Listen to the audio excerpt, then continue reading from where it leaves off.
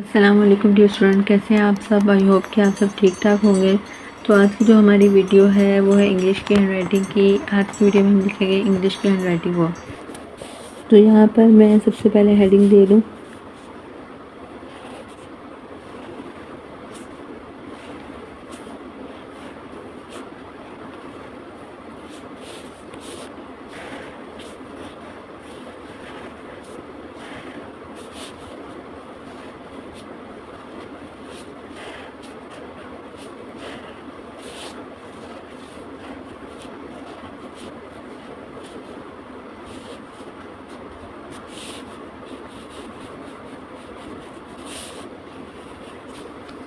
तो ये हमने अपनी हेडिंग दे दी है, बहुत ज़्यादा खूबसूरत इंग्लिश की हैंड राइटिंग का। अगर मैं आपको बताऊँ तो आपको अपनी हैंड राइटिंग को सिंपल रखना है और अपनी हैंड राइटिंग को थोड़ा सा हैवी रखना है और स्टाइलिश रखना है। अब हम अपनी इंग्लिश की हैंड राइटिंग को लिखना स्टार्ट करते हैं in the form of paragraph.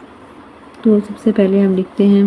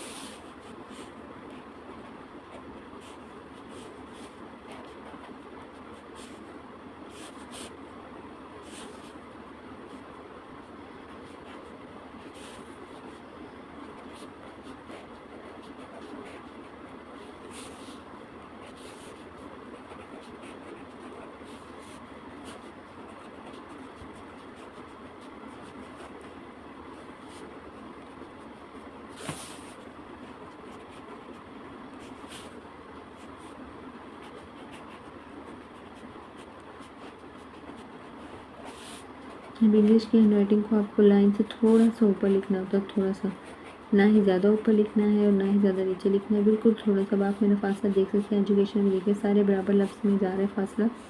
तो आपने कुछ इस तरीके से लिखना है।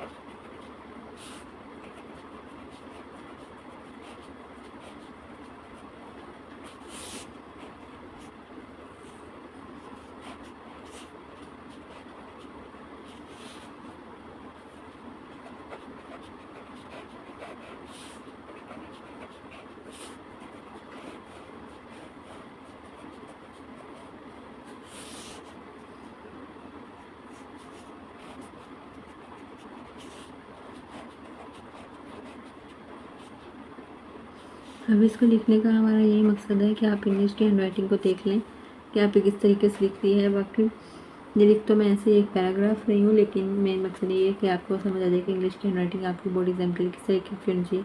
इतनी सिंपल और क्लियर होनी चाहिए कि चक्कर को एक एक वर्ड्स की समझ आनी चाहिए कि आपने क्या लिखा है, किस तरीके से लिखा है।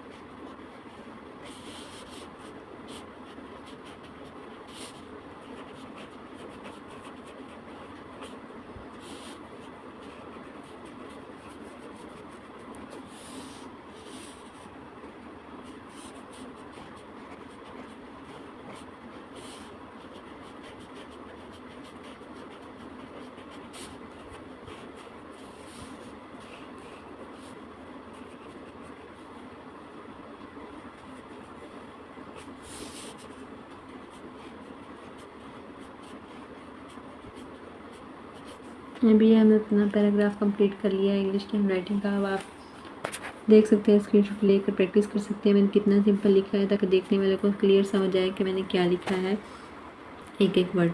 इस तरीके से चेक कर को आपका हर वर्ड समझ आता है और वो आपको मार्क्स देता है। और जो हेडिंग है वो आपने थोड़ी हैवी देनी, लिखा हुआ आपने बहुत सिंपल लिखना है, जो कि लिखा हुआ आपका वर्क अच्छा लगेगा। अभी मैं आपको कुछ बातें बता देती हूँ जो इंपॉर्टेंट होती है। कभी भी आपने कुछ इस तरीके से गलतियाँ ये नहीं करनी, मिस्टेक। जब ये मैंने आर लिखा है और ये एस लिखा है, कुछ बच्चे ये ऐसे लिख रहे थे, देखिए कितने ज़्यादा मिल रहे हैं।